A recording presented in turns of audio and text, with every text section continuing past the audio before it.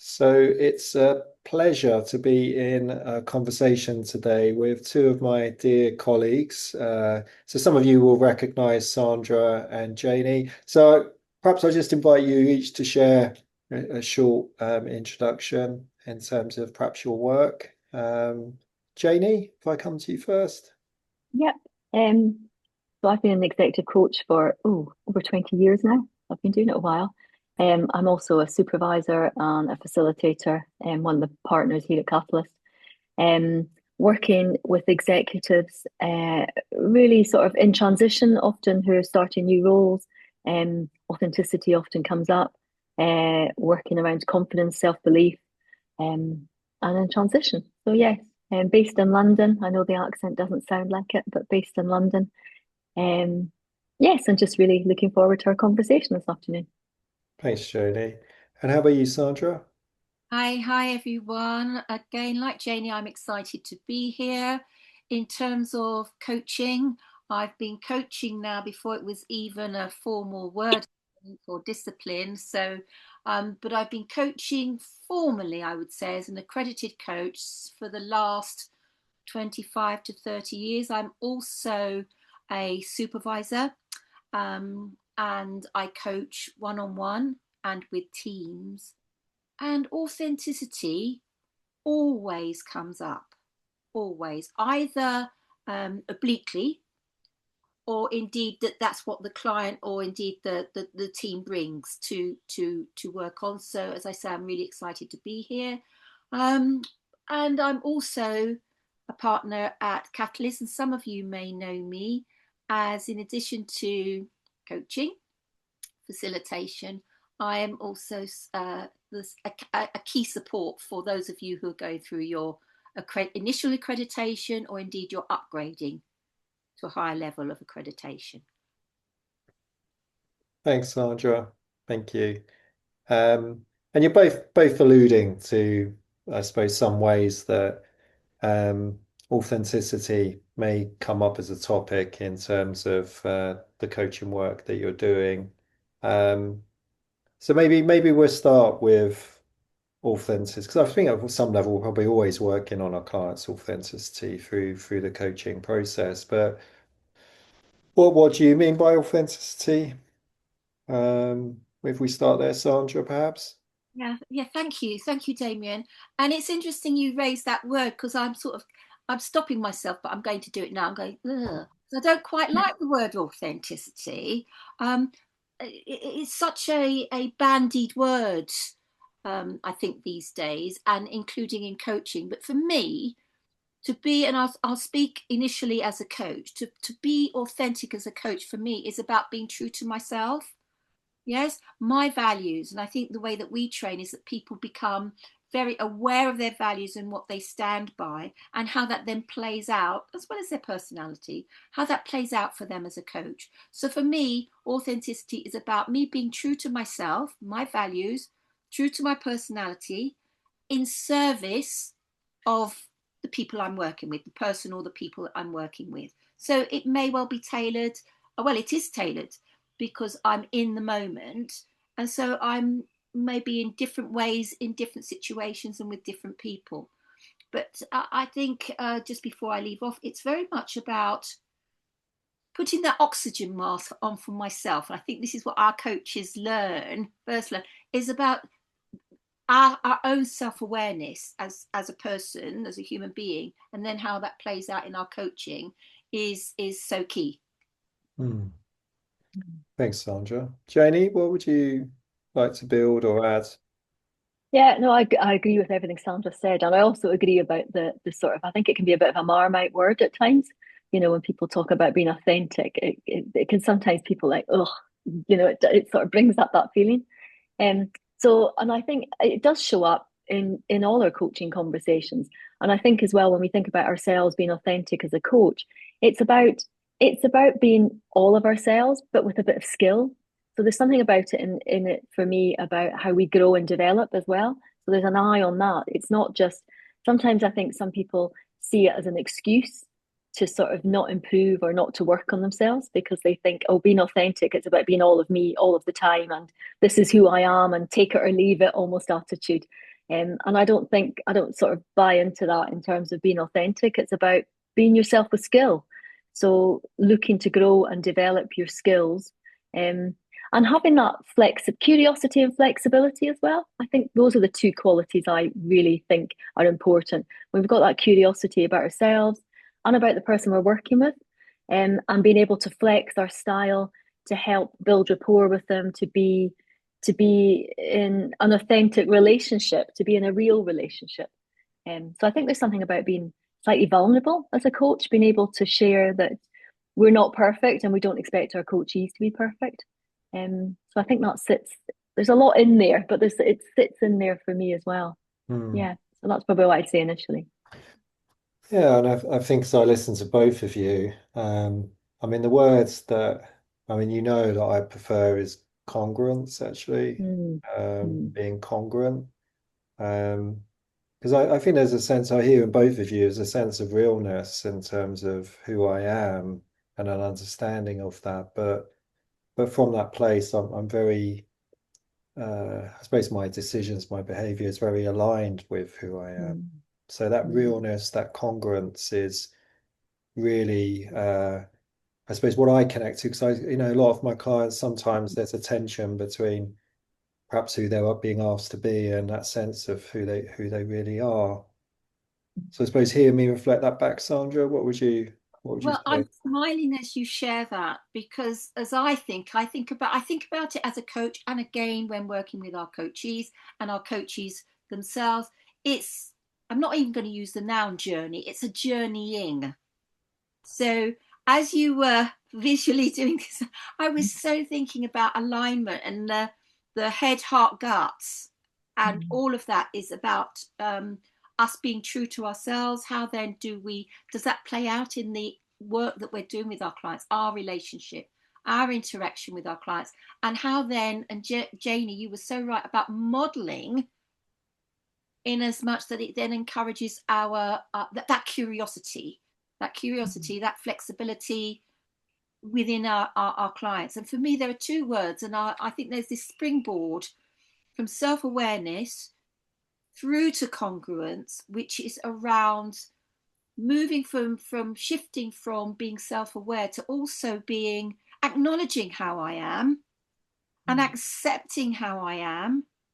So being our ability as coaches to notice in the moment and the impact of that. So as you say, Janey, being self-aware and with skill. So what's the impact of that mm, on how on the interaction? Me with my coachee in terms of the interactions they're bringing. So very much, I think what was occurring to me was how key supervision is to mm, enabling us to actually switch into and look through different lenses in mm, terms of the impact of how we are being. So I think it's more than doing, yeah, how we are being. mm, Hmm. mm, mm. Janie, I'll, Yeah. I'll come to you because I've got a reflection in a moment, but just hearing what Sandra said, what would you add? Um, yeah, no, I think that word alignment, because I often use an embodied. There's that sense of when everything feels in alignment. And I think often coaches can when they feel sort of they're maybe feeling a bit bent out of shape by an organization. Maybe it's shifting, the culture's shifting. Often when they've moved as well, when they've transitioned and they've moved into a leadership role or a more senior leadership role, there's that sense of almost, who am I now? And how should I be? And do I have to be this way or that way? So there's that sense of sort of getting pulled out, feeling they have, sometimes it's completely self-constructed that they have to change and be different because now I'm in this role, that means, and they have this whole story they're telling themselves. And there's something about getting someone back to being themselves and to be aware of their own sort of that self-awareness. And I think there's a saying about treat others. Sometimes we think the golden rule is treat others the way that we want to be treated, but actually the platinum rule is to treat others how they want to be treated. And I think that sits in with authenticity as well. There's something about how can we meet someone where they are and where we are, but also have an awareness of what they need. So it's not about changing yourself, it's about bringing a different perspective, different elements that suit that moment in time. So how can you respond to what's happening in the moment as well? Hmm. Yeah, I mean, there's so much in what you're both sharing, and I think I just wanted to say, that sense of realness when the coach is Mm, who they are, and just the effect that that has on the coaching relationship, the conditions for the coachee. Because I mm, think sometimes as experienced coaches, we lose sight of what it's like to be a coachee, and mm, actually this connection, this alignment doesn't necessarily happen by chance. It happens through the work I'm doing on myself, whether that's in coaching, whether that's through training or whatever, just that ability to look in the mirror, or in coaching have a coach hold up the mirror and help me really mm, explore who I'm being. But I think again, if the coach is there, there's a steadiness to the work really. um, mm. so I just wonder, because I know, Sandra, from your TA perspective, I just wonder if there's anything you would add from a TA lens around authenticity as well. Well, you knew it wouldn't be long before TA raised itself anyway, Sure. Damion. So yes. So again, listening to everything that we've shared thus far, what's coming through to me is, as a coach, and again, we're modeling that for our coachees, enabling them to do that also, is about how we're noticing how we are in the moment. And I think as coaches, it's then part of our journeying is then how we um, utilize that in the moment in service of our coachees.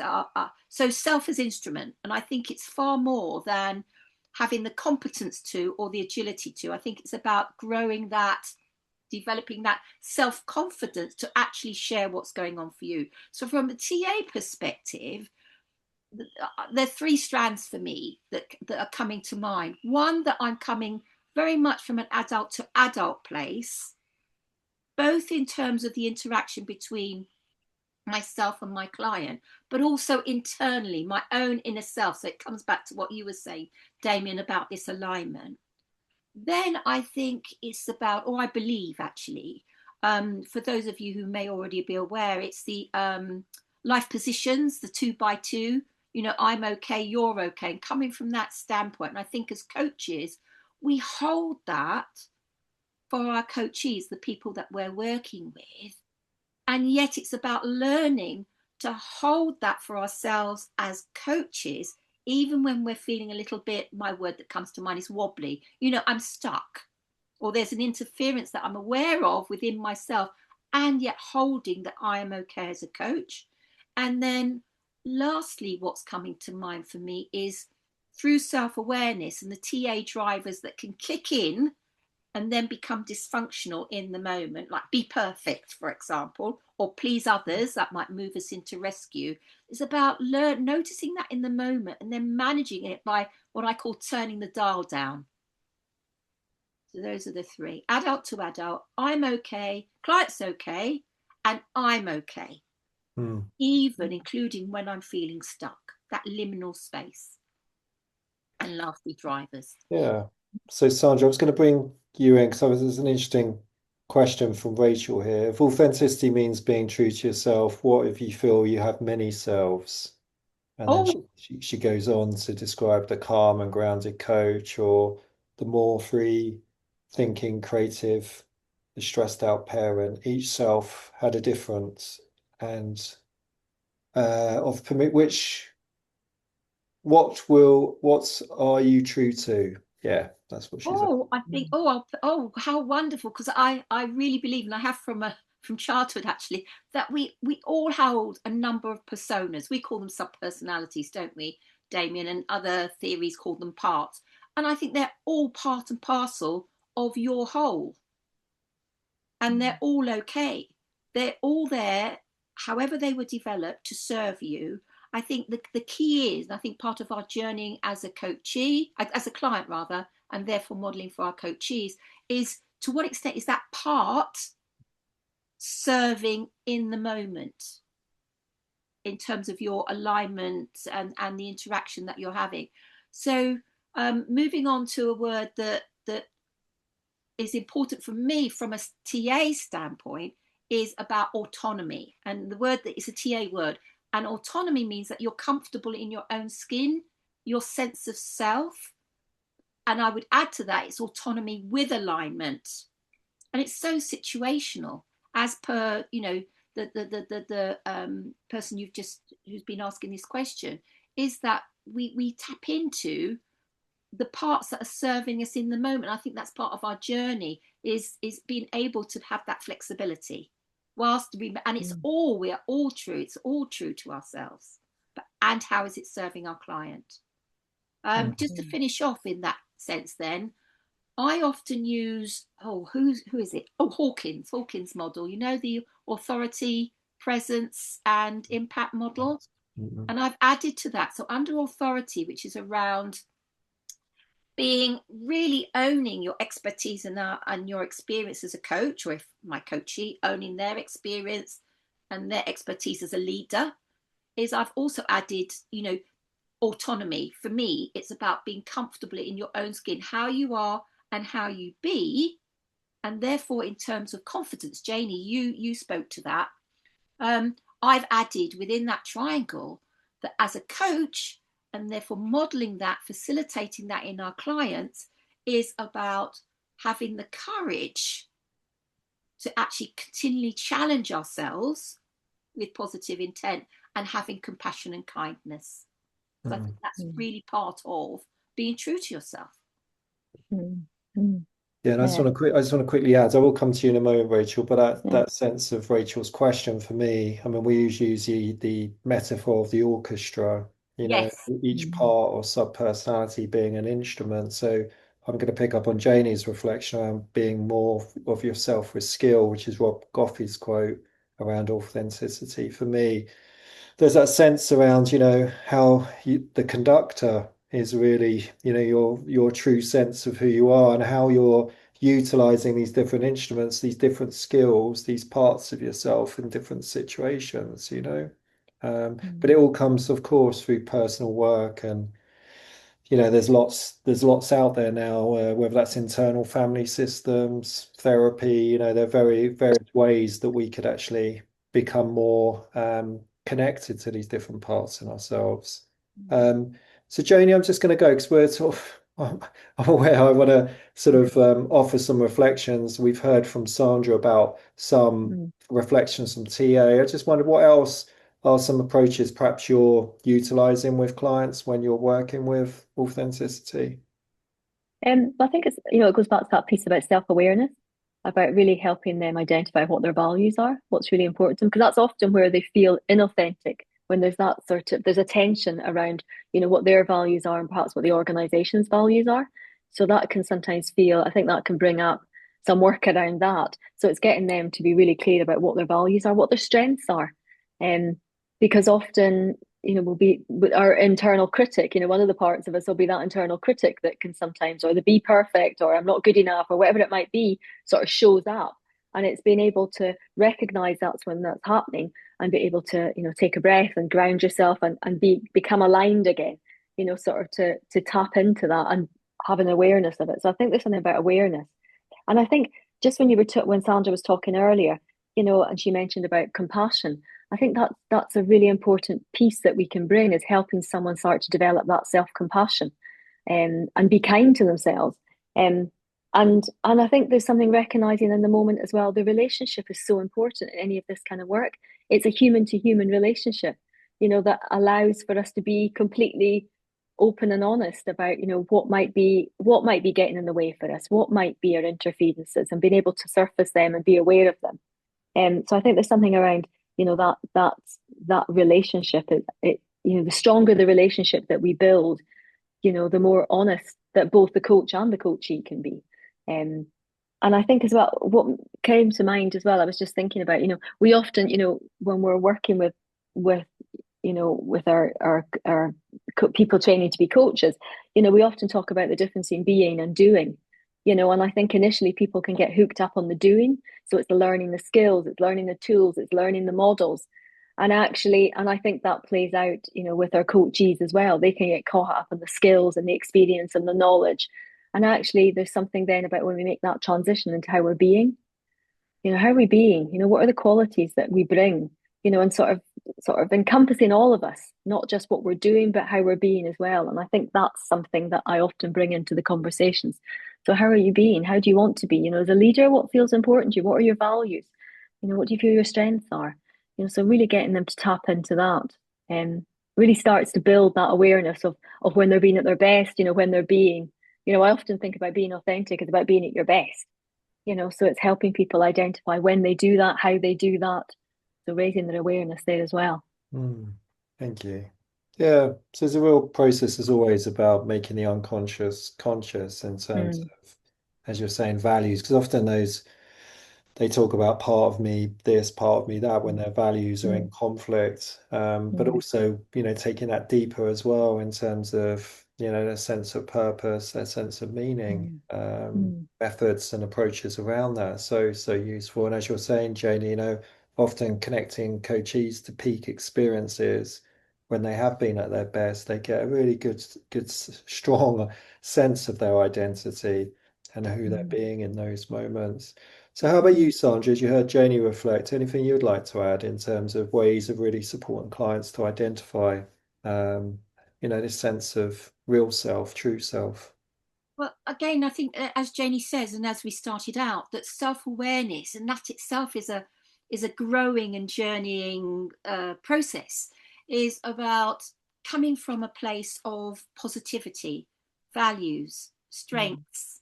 Yes, critical incidents when you have been at your best, to use your phrase, and from there, then helping them to step into how they show up and show up, better show up, so that we're bringing back to these words of trueness, alignment in service of the situation or in the interaction. Because as you say, Janey, it's so much about human to human. So for me, it's about thinking holistically and helping my client think about themselves as a whole, all of those parts. It's about thinking systemically, yes, both the system that is within them and within the wider context that they're journeying, they're living in, working in, and also about coming back to the word of courage and compassion. mm. Yeah, for me. Yeah, thank you. Thank you. And as you were sort of sharing that, Sandra, I suppose the sort of word inspiration comes to me as well, because often when, if the leader is perhaps feeling challenged by helping them connect to people that inspire them, because again, it's often easier for them to project it onto other people than necessarily own it for themselves. So exercises where they're connecting to some people that inspire them is often a way to help them connect to, what's most important to them as a leader, and what they want to stand for. So Janey, just what else would you like to add to this in terms of, working with this as a coach or supporting others around authenticity? So I'm just saying my internet has suddenly gone up. Oh, okay. Okay, no I worries. caught the first part of that question and not No worries, Janey. I'm No worries. I'm here now. Yeah, yeah. I was just saying about what else you'd like to add, just in terms of your experiences of working with authenticity. I think it's about when we're being only with ourselves, but with other people as well. So there's some being true to ourselves, and but I think there's something about our journey, being aware of the impact that we're having. So it's important for me about how are we being on others, and noticing, really sort of almost have that meta aware on. It's not just all about us, about what else is happening in the system Hmm. for you as well. Yeah, yeah, thanks, Jenny. And your signal's breaking up a little bit, so I did get the gist of that. But I suppose Yeah. this is where sometimes those external reference points can be so useful. So, we might use psychometrics or 360 or feedback processes where perhaps the coach is going out to speak to some of their stakeholders as a way of getting this reflection around or validation around qualities that other people are seeing in them as well. Sandra, how about you? Yeah, I'll just build on that if I may. Coming back from the external perspective, the data, but Janey, you touched on the importance of the relationship, and I think Eric Dehaan would be so pleased to hear this. A few more books, um, in as much that you were talking about the strength of the relationship, and it really impressed upon me how, as coaches, the importance of psychological safety and how we contract and build that relationship so that one, they can be honest with us and vulnerable, but also in terms of our own modeling, our own confidence in modeling, our own vulnerability. Psychological safety is so key, and how we foster that shared safe container together. Hmm. Yeah, lovely. And I just think about that safety and the vulnerability, of course, as coaches, at times we may offer feedback about how we're experiencing the client as a way of serving them to connect to these qualities that they may not be seeing in themselves as well. Um, so I'm aware we've got a couple of minutes left. So um, Janey, I mean your connection's good now, but just final reflection from you, and then I'll go to Sandra. Sorry, my internet is great. Sorry. Don't worry, I'll go to Sandra. It's fine, Jenny. Sandra, a final reflection from you.